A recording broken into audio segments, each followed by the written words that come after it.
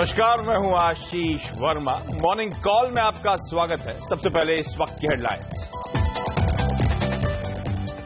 ECB की तरफ से इकोनॉमी को बूस्ट करने के लिए आर्थिक मदद के संकेत। चढ़े यूएस और यूरोप के बाजार, एशिया में भी दिखा असर।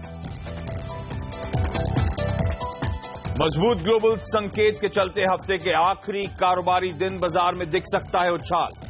एसजीएक्स निफ्टी में मजबूती। यूएस में बढ़ी हुई इन्वेंट्री के बावजूद कच्चे तेल में मजबूती। ब्रेंट क्रूड $29 के पार। दिग्गज आईटीसी के तिमाही नतीजे आज। सिगरेट वॉल्यूम्स में 5 से 8% दबाव का अनुमान। Cairn India, Reliance communication, L and T finance के नतीजों पर भी होगी नजर। इंडिगो एयरलाइंस के अच्छे नतीजे। मुनाफा 24%, आय में 12% की वृद्धि। डेटा से आने वाली आय की वजह से आइडिया की आय और मुनाफा भी उम्मीद के मुताबिक।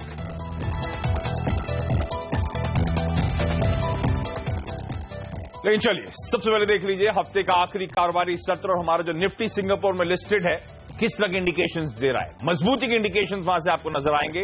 आधे % से ज्यादा, ऑलमोस्ट 2/3% की मजबूती के साथ इस समय एसजीएक्स निफ्टी कामकाज करता हुआ। तो शायद हफ्ते का आखिरी कारोबारी दिन अच्छा रहेगा। लेकिन सीधी सी आवाज के मार्केट एडिटर का अनिल सिंघवी का मानना है, लंबे अरसे बाद अनिल कॉन्फिडेंटली शायद ये कह रहे हैं कि निफ्टी में आज शायद खरीदारी करने के मौके होंगे। पर दिक्कत की बात कि हम एक गैप अप के साथ ऑलरेडी खुलने वाले हैं। तो अनिल से मैं आगे बातचीत करूंगा, समझूंगा कि इस गैप अप के बावजूद भी क्या निफ्टी में उसी दमखम से खरीदारी करूं या फिर रणनीति बदलने का मौका होगा। इन अनिल से डिटेल में बातचीत करूंगा। लेकिन आज जो एसजीएक्स निफ्टी आपको मजबूती के साथ कामकाज करता हुआ नजर आ रहा है, उसकी बड़ी वजह है ग्लोबल संकेत बहुत पॉजिटिव होना। सबसे पहले यूरोप से आज मैं शुरुआत करना चाहूंगा। यूरोप के मार्केट्स आपकी स्क्रीन पर आएंगे। कल के ट्रेडिंग सेशन में 2% की मजबूती और दिन के हाईज पे जाके ये मार्केट्स क्लोज हुए। क्यों? कल ध्यान रखिए, वहां का जो सेंट्रल बैंक है, ईसीबी जिसे हम कहते हैं, यूरोपियन सेंट्रल बैंक, उसकी कल बैठक थी जिसमें ब्याज दरें जस की तस रही, कोई बदलाव नहीं करा गया। लेकिन उस बैठक के आउटकम के बाद वहां के प्रेसिडेंट मारियो द्रागी, ईसीबी के प्रेसिडेंट मारियो द्रागी ने एक प्रेस कॉन्फ्रेंस करी। उस प्रेस कॉन्फ्रेंस में मारियो द्रागी साहब ने रिपोर्टर्स से कहा कि जिस तरह से ग्लोबल अर्थव्यवस्था चरमरा रही है, इक्विटी मार्केट्स में तगड़ा प्रेशर देखने को मिल रहा है, शायद अब जरूरी हो गया है कि अपनी पॉलिसी स्टैंड्स को रिव्यू करें और अगर जरूरी हो तो मॉनेटरी पॉलिसी रिकंसिडर करी जाए। आसान शब्दों में बाजार इसका मान रहा है कि जिस तरह से ग्लोबल अर्थव्यवस्था अब चरमाने लगी है, दिक्कतें सामने आ रही हैं, शायद ईसीबी अपनी अगली बैठक में एक और बूस्टर डोज यानी कि एक और आर्थिक मदद करता हुआ नजर आए, एक और स्टिमुलस इंजेक्ट करता हुआ नजर आएगा। ईसीबी की अगली बैठक ध्यान रखें मार्च में है और उस ईसीबी की बैठक, उस ईसीबी की प्रेस कॉन्फ्रेंस, मारियो द्रागी के स्टेटमेंट्स के बाद यूरोप में हमने देखा तगड़ा मोमेंटम आना शुरू हुआ। यूरोप में मजबूती की एक और वजह थी, वो कच्चा तेल था, वो भी आपकी स्क्रीन पर आएगा। कल ध्यान रखें कच्चे तेल में 4% से ज्यादा का उछाल था, $1 से ज्यादा का मूव आता हुआ नजर आया है और इस पूरे साल अब तक सबसे स्ट्रांग कल का सेशन देखने को मिला। आज भी आपकी स्क्रीन पर कच्चा तेल मजबूती के साथ कामकाज कर रहा है। तो ईसीबी के स्टिमुलस के होप्स और कच्चे तेल में मजबूती, उसका फायदा मिला है इक्विटी मार्केट्स को। यूएस मार्केट्स आपकी स्क्रीन पर आएंगे और वो मार्केट्स भी ऑलमोस्ट आधे % से 3/4% के आसपास के उछाल के साथ जाकर बंद हुए। हालांकि दिन के हाई से कुछ ठंडे जरूर पड़े थे। यहां पे भी मदद मिली पूरी तरह से वही रिकवरी जो कच्चे तेल की प्राइसेस में आ रही है। ईसीबी जो स्टिमुलस के होप्स हैं वो सब मदद करते हुए, इसीलिए आप देख रहे हैं एशिया आज मजबूती के साथ कामकाज कर रहा है और इसीलिए हमारा एसजीएक्स निफ्टी आज मजबूती के इंडिकेशंस दे रहा है। इस समय भी 2/3% के आसपास के उछाल है। लेकिन चलिए, मैंने कार्यक्रम की शुरुआत में कहा था कि अनिल का मानना है निफ्टी में खरीदारी करें। अनिल हमारे साथ जुड़ चुके हैं। अनिल, हाय, गुड मॉर्निंग। क्या करना चाहिए? आपने कहा खरीदारी करने की सलाह है। मैं आपसे एक सवाल ज्यादा इंपॉर्टेंट जानना चाहूंगा कि फाइनली इक्विटी मार्केट्स में कोई साइंस नजर आ रहे हैं स्टेबिलिटी के। ऐसा मैं क्यों कह रहा हूं? वेडनेसडे का जो हाई और लो था उससे कम बैंड में, उसी range, with in that range हमने थर्सडे को भी कामकाज करा है। तो इसीलिए मैं पूछ रहा हूं क्या कुछ स्टेबिलिटी के संकेत इन लेवल्स के आसपास, क्या कुछ भरोसा जाग रहा है कि अब ये डाउनसाइड रिस्क खत्म हो रही है, खरीदारी करने के अब इवेंचुअली शायद at least for the time being मौके मिलेंगे?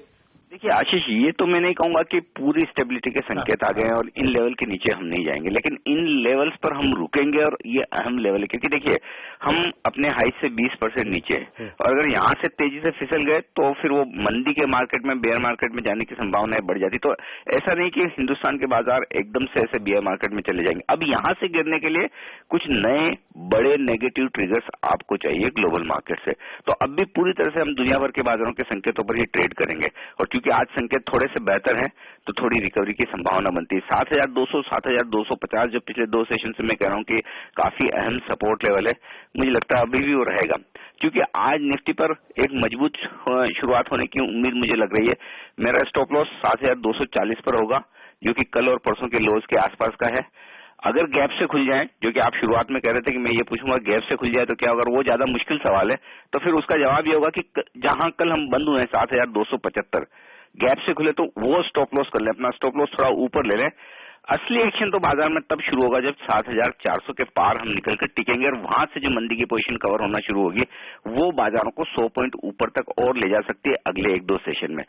लेकिन 7,500 के पार निकलना फिर से मुश्किल है, तो हर ऊपर के लेवल पर आपको दिक्कत आएगी। एक सबसे बड़ी दिक्कत अब इस बाजार में जो दिख रही है वो ये कि एफआईएस की दमदार बिकवाली है और जब तक ये बिकवाली के आंकड़े कम न हो या रुके नहीं तब तक आप बाजार को ऊपर के लेवल पर टिकने में मुश्किल पाएंगे। तो ऐसे में मुझे लगता है गैप अप ओपनिंग होगी और ऊपर जा सकते हैं, लेकिन वहां से प्रॉफिट बुकिंग आ सकती है, इसके लिए तैयार हैं तो थोड़ा सावधान रहना चाहिए। और बेहतर तो यही होगा, हफ्ते का आखिरी ट्रेडिंग सेशन है, ग्लोबल मार्केट्स में काफी न्यूज फ्लो है, तो थोड़े हल्के होकर जाएं और ताकि और जहां जहां आप पोजीशन कम कर सकें, क्योंकि अगर तेजी करनी है 7,500 के पार निकलकर भी खरीद लेंगे तो 150-200 पॉइंट में आपको छोड़ नहीं देंगे, कुछ नुकसान नहीं हो जाएगा। तो ट्रेडर्स के लिए थोड़ा सावधान रहने का ही वक्त है अभी भी। ओके, तो थोड़ा अभी भी कॉशियस रहना जरूरी है। निफ्टी में हालांकि खरीदारी करने की सलाह है, गैप अप के बाद भी शायद थोड़ा सा दमकम दिखाए, लेकिन इवेंचुअली ऊपरी तरफ से एक बार फिर से दबाव आने का डर है। एफआई की बिकवाली एक बड़ा ओवरहैंग बना हुआ है। ध्यान रखें, जो अनिल हाईलाइट भी कर रहे थे, कल के कारोबारी सत्र में 1750 करोड़ रुपए की बिकवाली का आंकड़ा सामने आया है। इनफैक्ट मैं ऐसी काउंट कर रहा था जल्दी में, पिछले 6 कारोबारी सत्रों का मैं काउंट कर रहा था, ऑलमोस्ट 6,500 से 7,000 करोड़ रुपए के आसपास की बिकवाली कर डाली है सिर्फ महज 6 कारोबारी सत्रों में। तो यही दिक्कत बहुत बड़ी है भारतीय बाजारों के लिए। अब तक तो लकीली कुछ हद तक डीआईज की तरफ से बाइंग, कुछ हद तक डीआईज की तरफ से सपोर्ट आ रहा है, लेकिन ये इवेंचुअली आंकड़ा अगर जब तक पॉजिटिव नहीं होता कन्विक्शन शायद न लौटे। लेकिन चलिए, निफ्टी पे एक और स्ट्रैटेजी पे बातचीत करने के लिए हमारे साथ हैं अब SimiBhowmic.com की सिमी भौमिक। सिमी, हाय, गुड मॉर्निंग। क्या रणनीति स्पेसिफिकली निफ्टी पे बनाऊं? गैप अप 60-65 पॉइंट का उछाल शायद मिले, 50 पॉइंट का उछाल शायद मिले, उसके बाद क्या करूं? गुड मॉर्निंग आशीष। मुझे लगता है कि निफ्टी में मैं रिकवरी एक्सपेक्ट कर रही हूँ, क्योंकि आज फ्राइडे का सेशन है और लगातार मार्केट काफी नीचे दिखा चुका है, मतलब लोअर साइड बहुत ज्यादा आ चुका है। अब यहाँ से मैं एक रिकवरी एक्सपेक्ट कर रही हूँ। हो सकता है कि वो पुल बैक होगा, ऊपर में सस्टेन नहीं चलेगा, पर एक मूव टुवर्ड्स 7400 मैं आज एक्सपेक्ट कर रही हूँ।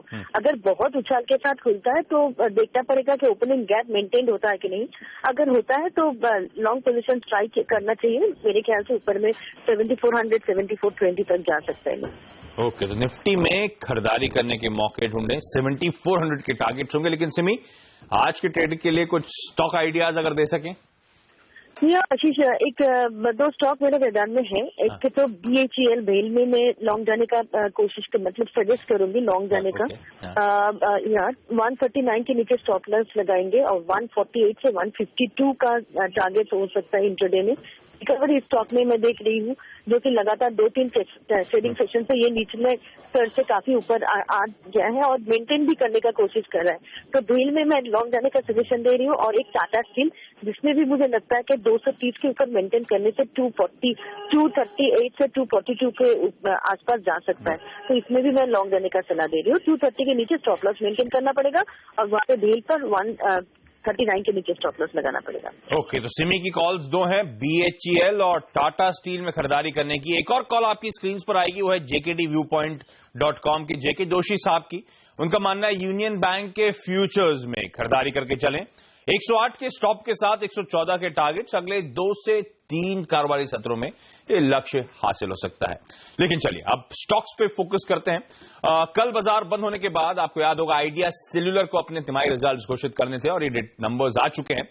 इन नंबर्स पे डिटेल पे बातचीत करने के हमारे साथ हमारी सहयोगी पूजा त्रिपाठी जुड़ रही हैं। पूजा, नंबर्स ठंडी एक्सपेक्टेशंस थी, ये जो नंबर्स आए हैं, पहले तो ब्रीफ करें नंबर्स कैसे रहे और क्या मानना है लोगों का।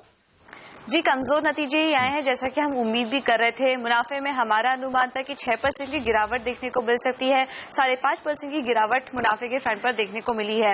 मार्जिन्स में भी कमी आई है और फाइनेंस कॉस्ट में भी कमी देखने को मिली है, जिसकी वजह से मुनाफे में इस बार काफी ज्यादा दबाव था। वॉइस सेगमेंट की बात करें तो ये लगातार छठा क्वार्टर था जिसमें कि इस सेगमेंट में दबाव देखने को मिल रहा है, लेकिन डेटा सेगमेंट में ग्रोथ अभी भी बरकरार है। साल दर साल 75% की बढ़त यहाँ पर देखने को मिली है और डेटा जो है वो रेवेन्यू में करीब 20% का कंट्रीब्यूशन करता है, तो ग्रोथ अभी भी बरकरार है, लेकिन प्राइसिंग प्रेशर माना जा रहा है कि अभी भी बना हुआ है डेटा सेगमेंट में भी। इसके अलावा मैनेजमेंट की तरफ से कमेंट्री आई है कि FY16 के लिए जो अपनी कैपेक्स गाइडेंस है वो 65 बिलियन से बढ़ाकर 75 बिलियन कर दी है और पिछले 9 महीने में ये तीसरी बार ऐसा हुआ है कि ऐसा रिवीजन किया गया है, जिसको कि बाजार एक नेगेटिव कमेंट्री के तौर पर ले रहा है। लेकिन कुल मिलाकर बात करें तो आइडिया की तरफ से कमजोर नतीजे ही देखने को मिले हैं। चलिए, तो मोटा मोटी कह लें रेवेन्यूज और प्रॉफिटेबिलिटी शायद इन लाइन थी, लेकिन मार्जिन के फ्रंट पे एक प्रेशर देखने को मिला है। मार्जिन्स कमजोर थे, फाइनेंस कॉस्ट बढ़ती हुई नजर आई, तो ये सब दिक्कतों की बात है, नंबर्स इसीलिए कमजोर है। तो आइडिया सेल्यूलर आज ट्रेड में फोकस में रहेगा, रिजल्ट्स पे रिएक्शन आज देखने को मिलेगा, लेकिन इसके अलावा आज कौन से टॉप 5 शेयर्स रहेंगे फोकस में, जानते हैं मेरे सहयोगी हेमंत घई से। हेमंत, हाय, गुड मॉर्निंग। कौन से स्टॉक्स आज आपके रडार पर हैं? मॉर्निंग आशीष। काफी सारी कंपनियां जो नंबर्स अपने पेश कर रही हैं बाजार बंद होने के बाद, उन्हीं के ऊपर नजर रहने वाली है और सबसे पहले शुरुआत करेंगे बायोकॉन के साथ। अच्छे नंबर्स इसने पेश किए हैं आशीष, आप देखिए 90 करोड़ से मुनाफा बढ़कर 103 करोड़ रुपए हुआ है। रेवेन्यू में भी अच्छा उछाल देखने को मिला है, 769 करोड़ से रेवेन्यू बढ़कर 836 करोड़ रुपीज हो गए हैं और एबिटा मार्जिन देखिए इसमें बेहतरीन तेजी देखने को मिली है, 20% से बढ़कर 21.8% रहे हैं, तो हर पैमाने पर अच्छे नंबर्स। रेमंड इसने नंबर्स पर निराश किया है। आप देखिए जो मुनाफा है वो 66 करोड़ से घटकर अब 40 करोड़ रुपए रह गया है और मार्जिन्स में भी दबाव ही देखने को मिला है, 10.3% से ये घटकर अब 8.4% रह गए। तो इस स्टॉक में थोड़ा प्रेशर जरूर देखने को मिल सकता है, लेकिन इंटरग्लोब एविएशन ये एक ऐसा स्टॉक है जिस पर सबकी नजर थी लिस्टिंग के बाद, पहली नतीजे थे ये इनके और लोग नजरें टिकाए बैठे थे कि अच्छे आएंगे या कमजोर आएंगे। बता दूं आपको अच्छे नंबर्स इन्होंने पेश किए हैं, करीब 24% मुनाफा बढ़ा है, एबिटा में 30% का इजाफा देखने को मिला है, तो इस स्टॉक में एक अच्छी तेजी आज के सत्र में देखने को मिल सकती है और ये तेजी दूसरे एविएशन शेयरों में भी रिफ्लेक्ट हो सकती है।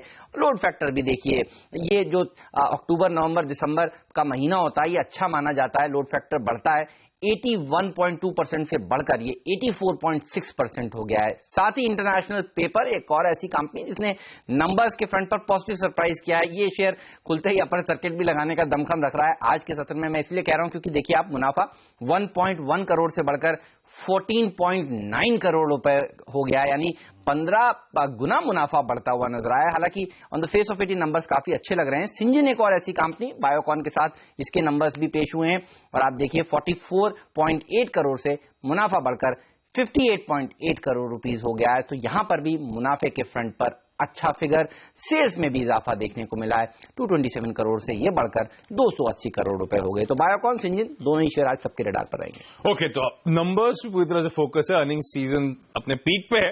आइडिया सेल्यूलर वीकिश नंबर्स हैं, ध्यान रखें। बायोकॉन और सिंजीन जो हेमंत हाईलाइट कर रहे हैं, दोनों ही नंबर्स बेहतर नजर आते हैं। रेमंड की तरफ से एक डिसअपॉइंटमेंट है आपकी स्क्रीन पर, इंटरग्लोब एविएशन और इंटरनेशनल पेपर्स के तो वाकई numbers on the face of it बेहद स्ट्रांग लग रहे हैं। ये दोनों ही कंपनी शायद आज अपने नंबर्स पे भी पॉजिटिवली रिएक्ट करेंगी, लेकिन ये तो नंबर्स जो थे जिन पे स्ट्रीट आज रिएक्ट करेगा, बाजार बंद होने के बाद वो नंबर्स आए थे, लेकिन आज भी रिजल्ट्स के लिहाज से एक इंपॉर्टेंट दिन है और 3 अहम नतीजों पर बाजार की नजर रहेगी।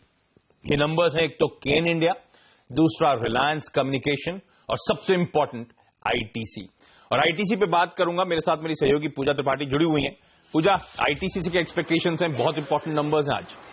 जी, वॉल्यूम्स पर हमारी खासकर नजर रहेगी और लगातार ये 11वां क्वार्टर होगा जिसमें कि वॉल्यूम्स में गिरावट देखने को मिल सकती है। 8 से 10% की गिरावट की हम उम्मीद कर रहे हैं और ओवरऑल अगर अक्रॉस द सेगमेंट बात करें तो डिमांड सिनेरियो कमजोरी है। अगर इनके सिगरेट सेगमेंट की को देखें तो कंपनी ने कुछ प्राइस हाइक की थी जिसकी वजह से बिक्री में 5% की बढ़त देखने को मिल सकती है, लेकिन वॉल्यूम्स में 8 से 10% की गिरावट देखने को मिलेगी। और नॉन सिगरेट FMCG सेगमेंट को अगर हम देखें तो मैगी में जो बैन लगा था उसकी वजह से यिप्पी नूडल की बिक्री में एक बढ़त देखने को मिल सकती है। कंपनी का लक्ष्य है 1000 करोड़ की बिक्री के आंकड़े को टच करना।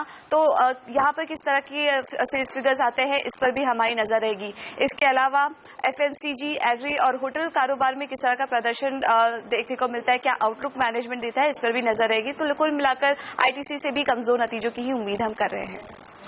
ओके, तो ITC के नंबर्स कमजोर रहेंगे। वॉल्यूम में डी ग्रोथ देखने को मिल रहा है। जिस तरह से प्राइसेस बढ़ी हैं, टैक्सेशन बढ़े हैं, उसके बाद हमने देखा था प्राइसेस बढ़े थे, उसके बाद से लगातार इसके वॉल्यूम्स घट रहे हैं और आज भी एक्सपेक्टेशन यही है कि वॉल्यूम में डी ग्रोथ और शायद एक कमजोर सेट ऑफ नंबर्स होंगे। हालांकि स्टॉक तो 300 के लेवल्स के आसपास वापस पहुंचता हुआ आपको नजर आएगा। रिलायंस कम्युनिकेशन दूसरा इंपॉर्टेंट नंबर है जिस पे आज हमारी नजर रहने वाली है और तिमाही दर तिमाही ध्यान रखें, हम इन कंपनीज को कंपेयर करते हैं और तिमाही दर तिमाही जो एक्सपेक्टेशन से प्रॉफिटेबिलिटी की 9% के आसपास का उछाल देखने को मिलेगा। Margin almost flat, 12 basis points का इंप्रूवमेंट और आय में भी 2.5-3% तिमाही दर तिमाही का इंप्रूवमेंट होगा।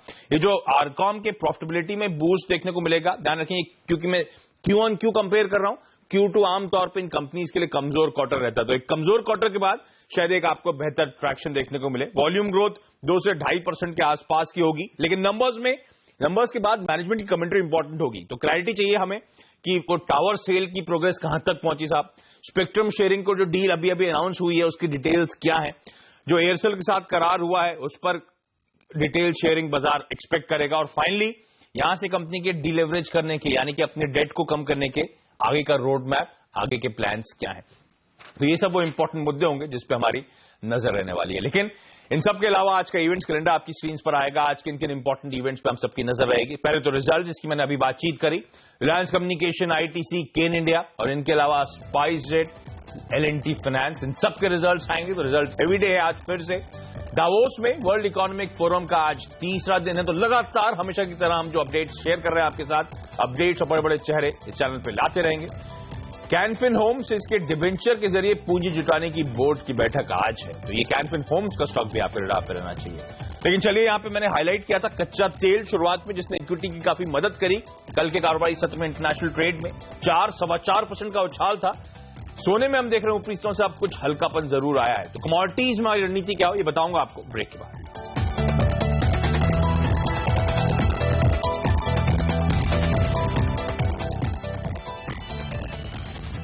ब्रेक के बाद आपका स्वागत है और कमोडिटीज और करेंसी मार्केट से बातचीत करने के हमारे साथ एंजल कमोडिटीज का अनुज गुप्ता जोड़ रहे हैं। अनुज जी हाय, गुड मॉर्निंग।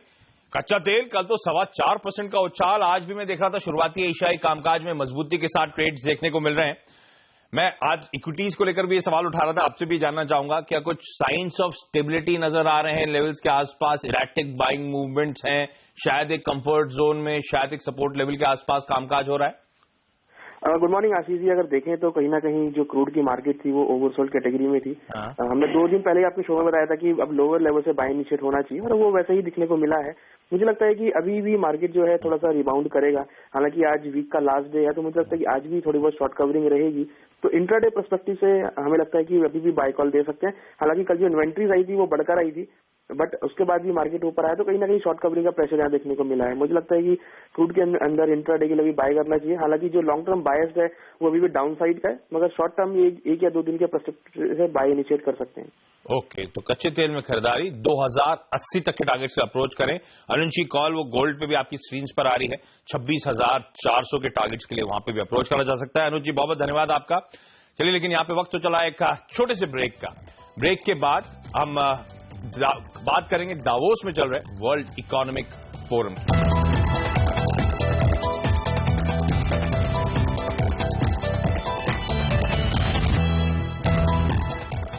ब्रेक के बाद आपका स्वागत है और एसजीएक्स निफ्टी आपकी स्क्रीन पर आना चाहिए मजबूती और बढ़ती हुई। जब अपने कार्यक्रम की शुरुआत करी तो 47 अंक की मजबूती थी, अब 10 पॉइंट और 57 पॉइंट्स की और ऑलमोस्ट अब तो हम 3/4% से ज्यादा की मजबूती के साथ कामकाज करते हुए। एशिया की पिक्चर बेहतर, शांघाई 1% की मजबूती के साथ कामकाज करता हुआ। अक्रॉस ग्लोब इक्विटीज में वापस रिस्क ऑन ट्रेड्स देखने को मिले, क्योंकि ध्यान रखें ECB से एक स्टिमुलस की होप जागी है। एक्सपर्ट जिनसे हमने बातचीत करी उनका मानना है गैप अप पे खुलने के बावजूद भी भारतीय बाजार में खरीदारी करने के मौके और सिमी भौमिक का मानना है निफ्टी में 7,400 के टारगेट्स। लेकिन मॉर्निंग कॉल में आज के लिए इतना ही। वक्त चला एक छोटे से ब्रेक का। ब्रेक के बाद हेमंत और नीरज के साथ आज लेकर आएंगे स्टॉक 2020।